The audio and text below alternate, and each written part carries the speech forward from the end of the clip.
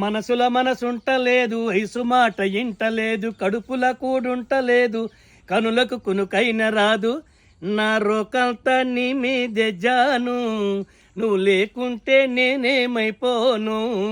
నా రోకంతా నీ మీదే జాను, నువ్వు లేకుంటే నేనేమైపోను.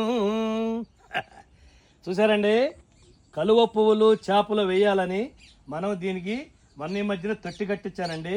ఈ తొట్టి బాగా నీరంతా పీల్చుకొని నీరు వదిలేసినప్పుడు ఫుల్గా నీళ్ళు ఉంటాయి. అప్పుడు కలువ పువ్వులు మంచి చేప పిల్లలు తెచ్చి వేయాలన్నమాట. అప్పుడు ఇంకా ఎంత బాగుంటుంది చూసారా. కలువ పువ్వులు పొద్దున్నే సూర్యుని కిరణాలు తగలంగానే ఇలా విచ్చుకుంటాయి అన్నమాట. ఆ సీన్ ఎంత బాగుంటుందో తెలుసండి.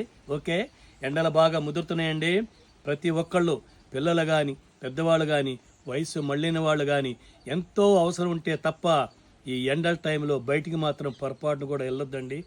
చల్లని పానీయాలు అంటే మజ్జిగ, గంజి నీళ్లు, నిమ్మకాయ పిండుకొని, ఉప్పు నిమ్మకాయ పంచదార పిండుకొని ఆ నీళ్లు పిల్లలకు కూడా తాపుతూ మీరు తాగుతూ మన ఆరోగ్యాన్ని మనం కాపాడుకుందాం. ఐస్ క్రీములు కానీ శీతల పానీయాలు అంటే కూల్ డ్రింక్స్ ఇలాంటివి కూడా వీలైనంత వరకు చాలా తగ్గించేసేయండి అండి.